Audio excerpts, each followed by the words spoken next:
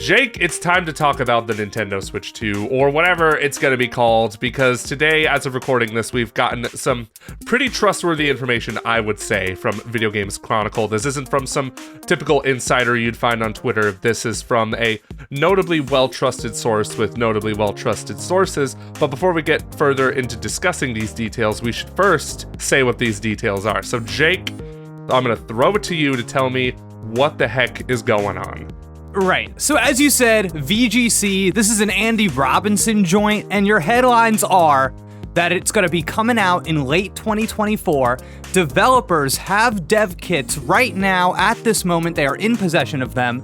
The console can be used portably, so we're keeping the hybrid thing from the Switch. Backwards compatibility is unclear. And that the LCD screen, it appears that we will not be launching. They say maybe. It looks like we're probably not going to launch with an OLED, and it will have an LCD screen. And I will add that, all around the internet today, I've seen a bunch of people corroborating this. So this seems to be our most trustworthy kind of sourced article yet, which makes sense. We're further along in this thing called time than we ever have been. So of course things are only getting more and more sure. But yeah, so these are the details we have. Joey, what comes to mind with those details? What's the first thought? So I know there's been a lot of, I wouldn't say backlash, but kind of just like, oh, that's a bummer that it's not coming with an LCD or like an OLED screen. But also, dev kits aren't exactly the exact console per se. There's differences in them. They usually include beefier specs, to my understanding, like a bit beefier to debug games and such.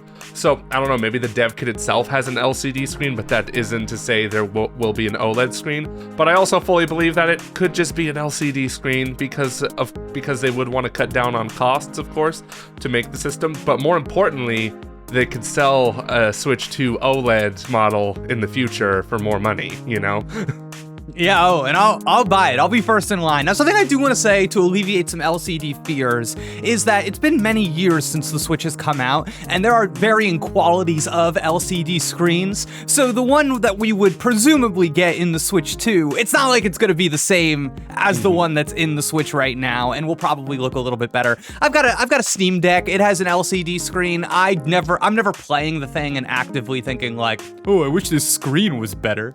So, yeah. So ultimately, I think this is fine.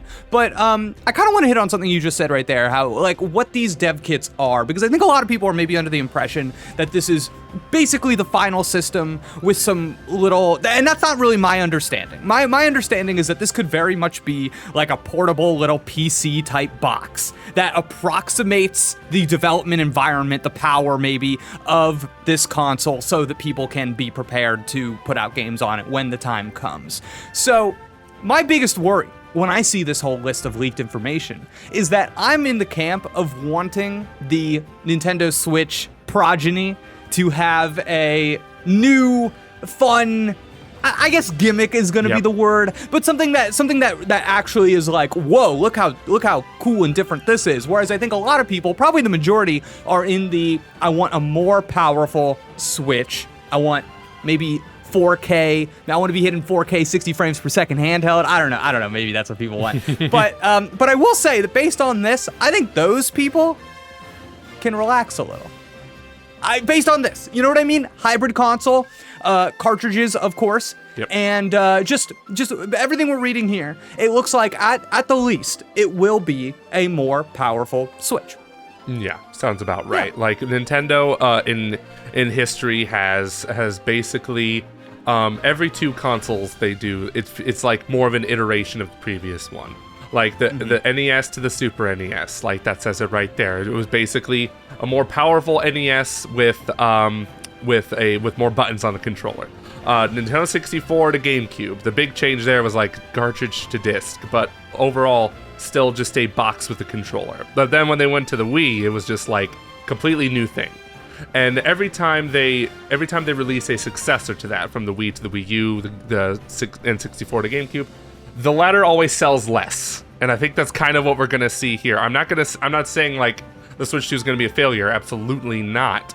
But even the article from VGC states, like, the insiders say that Nintendo has concerns about how, I don't know if it's Nintendo having concerns, but insiders, like, have said, like, it's going to be tougher to sell everyone who's bought the Switch on this more powerful Switch. We don't even know the name of this thing, right? But if it has portable play, it's definitely going to be using the Switch branding, I would assume.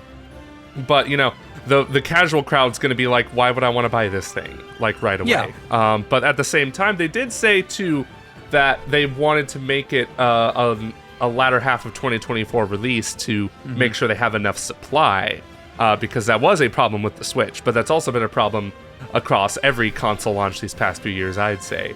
So it's really interesting that they give that specific detail as well. So it makes me think, what if they didn't have any concerns about stock? Like, would we see it this year? Probably not. But, you know, I just think that's an interesting thing to note, that Nintendo says they're taking it seriously, but will they? That's the question. Yeah, it's funny. I almost feel like I've seen the we're taking stock seriously thing my whole life. Yeah. So I don't really know what that means. And I also know that you've got, like, players like Sony in the space who are definitely artificially making sure that this thing is, the PS5 for years at least, is always sold out because it's a good headline. You know, it makes it seem like you're doing well. So there's a lot of things that go into this. I like your point about converting the casual Switch user, because it's tough. You know, we always go from these consoles that are long in the tooth and we look at their huge install bases and we go, how do we turn this into day one sales for our next console? And it never works out that way, for the exact reason that you said. It's I've got a Switch. There has to be something that tells me I need this new thing for that huge casual audience. But a lot of the people here watching GameXplain, they're not concerned about that. They want that new. They want that new, Joey. And the new here, I think it's important to note. Every time I read this, I have to remind myself, Switch is old. It's so old. Whatever we're getting, whatever's going to be the next thing, is going to be on fairly modern technology. I thought the Switch for its time was impressive for what it was, especially since it's hard to take yourself back there. But the hybrid thing, that was such a shock at the time. I remember people being like, how many seconds is it going to be from docking the Switch to it being on the screen? And now, years later, we can say, one, doesn't matter, and two, fast. So, you know, it did things that were really cool, and I'm hoping that we see something again that makes us go, wow, that's really cool, that's really different. But if not, we are going to get a more modern device, a Gen 2 device, you know what I mean? That is probably going to address all sorts of things that we haven't even thought of, and I think we're all going to be very impressed at how big of a graphical or just like power jump it is, just because it's been so many years. Whatever we see running on this thing first, we're all gonna go, whoa, cool. So that's exactly. It's really interesting. I just started playing Final Fantasy 16, and I just thought, what if Square put this game on the next console? That'd be insane. Sure. Especially since that game's not it's not a giant open world mess. So that's really cool. But there is a note from that article too that concerns me. Please. The note about the backwards compatibility. There was neither confirmation nor denial, but man, oh man, it is kind of concerning if it isn't backwards compatible, I will say. And a lot of people would tell me, like, but it's smart business to not make it backwards compatible, because then that'll force people to upgrade if they want to play, like, the new stuff, right? But, dude, like, I don't know if I get the business logic behind it, but if the business logic involves pissing off a bunch of your loyal fans, is that smart business? I don't think so. Yeah, there's a lot of stuff is swimming around in my brain about this backwards compatibility talk. I'm not sure if you caught it, but I recently hosted a discussion with my brother, Jack, and he does not think that the console is going to be backwards compatible. We kind of had it out. But ever since that talk, he's started to sway me a little. And I'm starting to understand why something would not be backwards compatible. One, that point about not many people really using backwards compatibility, but it's something we talk a lot about, but not a lot of people statistically really use it. That, like, really sticks in my head. But the second thing is, and I don't see this talked about a lot, this handheld Switch. I think a lot of us presume that the screen will be not 720p. Maybe it will be higher. And I'm just wondering if there are compatibility issues with taking these games that were designed for this handheld and this screen and all of this stuff, and then having them on this. And maybe that's not a thing. Maybe I'm just making this up. But I am wondering if there is something that could arise like that would cause issues in the development space of the Switch. And maybe there's other nonsense they don't want to deal with. Maybe the Joy-Con have been radically altered or changed, or I don't know, kind of pushed to the side in some way, that they don't want to have to work on all of those Switch compatibility issues with the controls. Because I know this is such a weird thing to think about, but the think about how involved that screen when you like sync your controllers in a Switch game that pops up. Yeah, that screen. I feel like that screen is extremely oppressive. It's in like it bursts through the software and is in like every game. And I'm wondering if that is something that in a backwards compatible system needs to be dealt with in some way. It needs to be, you know what I mean? How do we with our new controllers infiltrate that system? So there's like a lot of little issues by nature of it being a handheld, but also by nature of the Switch itself that I think do pop up with backwards compatibility. And no matter which way it goes, I think that your first impression for a console, you only get a first impression, and I think in the console space, first impressions are so important and really set the tone for the success of your console. Your first impression is made by the tastemakers, the people that are in the press, and the people like us, the enthusiast crowd, who are getting this on day one no matter what. And if you don't have backwards compatibility, that's going to be a negative point in every single day one review. Everybody's going to talk about it. There will be buzz about how this thing does not have backwards compatibility, and it will probably seem to the average person like it should. Yeah, exactly. Even if like Jack would say, like maybe less people talk about backwards compatibility more than they use it, right? But even then, like that negative ding makes a big deal, because it's just like, what if there's a time where you do want to use backwards compatibility? Like even if it's just, I don't know, once every 2 years, but you really want to use that backwards compatibility for something. That would still be like a negative point against the Switch 2, Switch Pro, Switch Super, whatever it's going to be called. And it is kind of alarming if your system, Nintendo, I'm talking to you, Nintendo, if your system doesn't have backwards compatibility, but your competitors do, the PS5 and the Series X, that's a big red flag. It's very much a necessity. Of course, PS5 is only backwards compatible with PS4 games, but even then, I play a lot of PS4 games on PS5, and a lot of those PS4 games take advantage of the PS5's hardware as well. They got PS5 versions of games for free upgrades, and I think, correct me if I'm wrong, I believe the article said that the sources also said like their third-party developers would want to resell those games on the new hardware instead of making them backwards compatible, which is just uber scummy in my honest opinion, especially in this day and age. It made sense during the PS4 and Xbox One era, and especially during the Switch era, because Switch takes cartridges and not the Wii U discs. It made sense to re-release those games, and it made sense on the PS4 and Xbox One because at that point in time, neither console was backwards compatible with like the PS3, Xbox 360 until much later. But now we're in a day and age where that's gone. That's completely gone. Now you can play most games backwards compatible on Series X. PS4, you can play games on PS4 games on the PS5, but like to not see that happen from Switch to Switch 2, major blow in my honest opinion.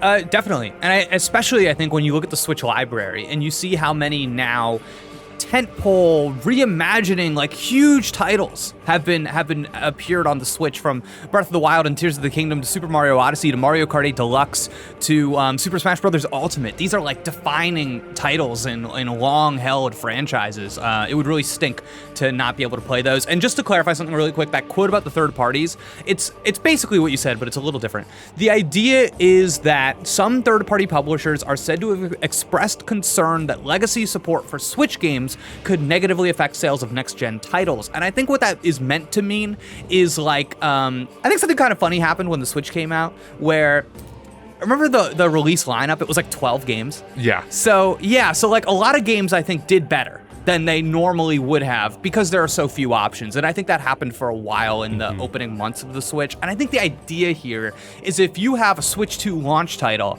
and the system is not backwards compatible, you have materially higher chance of selling millions and millions more of that game than if the system does have backwards compatibility. So I think that's the idea. I mean, or you could just make a more interesting game, I guess. You know? Yeah, I think one of my friends asked me a while back, saying, like, do you think that some games should be dual launched on Switch and Switch 2?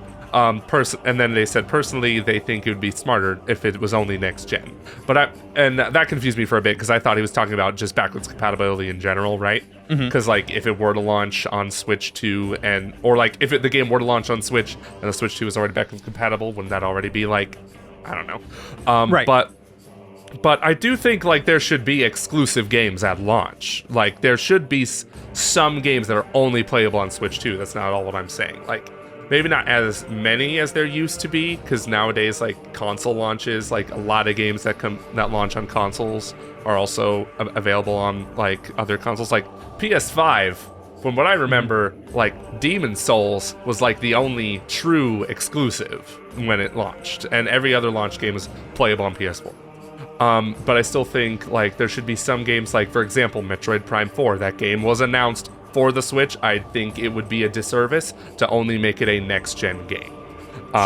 Yeah, especially since, like, Metroid Prime Remastered came out on Switch. Like, why would you do them dirty like that? But I digress. I think backwards compatibility is very important. I understand the arguments against it, but I still think, like, if other platforms, if your competitors market backwards compatibility and you don't, major blow in your PR nightmare, pretty much. What do you think about the moving away from backwards compatibility? Right. What do you think of this late 2024 release date? How does that hit you? How late is it? That's what I want to know. Like, we're talking typical console launch in November? I think so. Very interesting tactic. I gotta tell you, Joey, out of everything in these reports, that's the one thing that I press X to doubt. That's the one thing. I don't know. It just feels weird. It doesn't feel like modern Nintendo to have this console launch in November, because that's just the way it's done.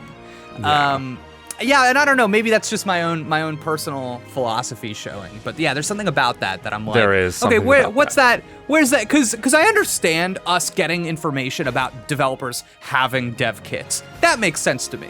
But, like, when the system is going to come out, I feel like that's something that's maybe more privileged information, you know? Yeah, that's so true. I think there's so. That's very true. Yeah, and especially since I feel like Nintendo would want to replicate the success of the Switch as much as they can. That system came out in March, and I remember when that was announced that it was going to come out in March, we were all like, huh?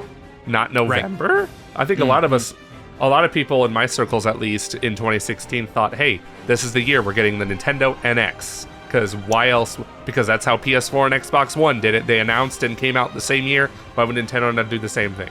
Yeah. And in a sense, they still kind of did that, but from October to March, you know, because they announced it in October 2016, then it came out 5 months later. It was a very short window, and I think that system actually holds the record for the shortest window of between announcement and release. So it does make me wonder how much of the Switch's success they want to replicate. It's also interesting to talk about because Nintendo is a way different company now than it was back when, even back when the Switch came out. But, you know, the Switch was being planned with Satoru Iwata as president, who was a very different president than the one we have now. Right. From my understanding, Nintendo's largely run by the shareholders more than anyone. So very different philosophies there. Iwata was very much I don't want to say he was like just a pure, like, he was the exception to the rule of businessmen. And I'm like, there's probably stuff about him we don't even know. But he was very innovative in his ideas, or like the ideas he approved. So yeah, I don't know how much we talk about replicating the Switch's success when it's like, can you even do that in this day and age? Sure, because the Switch exists, you can't. Yeah, it changes the whole context of what you're trying to do. Yeah, 100%. Joey, while you were talking there, I had a thought in my head, and I wondered. We don't know when this thing will get officially announced or shown for the first time. So while we still don't know about it, I would like to do a little side bet with you. Okay. I think the loser of this bet will have to buy a lunch burrito for the winner. These are the stakes. I thought you were going to say a launch Switch too or something. I was going to be just like, a burrito. Just This is the burrito bet. Joey, will the Nintendo Switch successor launch with a red-blue color variety? Oh, that's a really good question. You know how the Switch we had our gray, but we also had the neon red, neon blue. Will in the Switch progeny, will there be a red-blue thing of the system? Will that exist? I'm gonna say no, because I feel like every iteration of the Switch that we've gotten from the Lite to the OLED, they didn't really care to. Wait, hold on. The OLED had one, didn't it? The OLED had a red. The OLED blue. it did. It also had the white. Oh, okay, all right. That changes everything. Then I'm gonna have to bet yes on it, but I will not be surprised if I lose this bet. You're going yes? Yes. Okay, lock it in. Yes. All right, I'll remember. I just looked over at my Switch that has like these weirdo Joy-Con on it, and I was like, that's not right. That's not right. Cool. Well, is there anything else that we should go over? Anything else percolating on the mind about this next-gen Switch rumor? Not really, because at this point, like, yeah, this may be a more substantial, this rumor may have more weight to it than the ones we've been hearing for eons, but there's nothing really else that's been added that we didn't already assume. The backwards compatibility note is a bit interesting, but I think just the fact is, like, during Switch speculation, NX speculation, it was just like, just a blank slate. What could this thing be, right? But now it's just like we kind of expect it already. I do want to ask, like if there's one feature you want in this console, one that's not obvious, because we could talk about all we want, like oh yeah, I want it to be beefier specs, I want it to have backwards compatibility. That's stuff typical, right? What's one you wouldn't? What's one you really want? One feature. Okay, here it is. I want dual screen gaming to return. Oh, I want man. it back. I think that when the dock came out, putting the Switch on it when that launched, it was so cool. And I just have this vision, maybe this is stupid, but I have this vision for a new dock for the Switch that's like an HDMI dongle. Because I'm thinking about, hold on, commenters, relax. I'm thinking about the Wii U, okay? And the Wii U was able to, with like no latency, sometimes latency like better than your television screen, project to your gamepad. And it's been so many years since the Wii U. How large was the technology that was even doing that job to begin with? I bet you that technology we can shrink that down, make like an HDMI dongle that, imagine it like attaches to your Switch and it's like under the kickstand, and you like pull it out, you can put it in any TV, and boom, that's your like off TV play, and you still have your handheld, and you've got that doing one thing, you've got the TV doing another. I think that'd be so cool. I want something like that. I know it's crazy. Keep the dock for charging. Keep it for charging. Yeah, give me that Nintendo DS Switch Online library. Like, seriously. Dude, that would rip. That would be such a good one to have on Switch Online. DS games, everyone. I would just be like, I'm playing that. Every single one. Yeah. Absolutely. And for me, this one, I wouldn't say this one's like too wild of a prediction. I'm sure we've all thought about it at some point, but like, you gotta give me faster load times, please. Find some way to do it. Like if it's gonna use micro SD capabilities, like I don't know, work some magic, please, because I don't know if this next console will have SSD capabilities or not.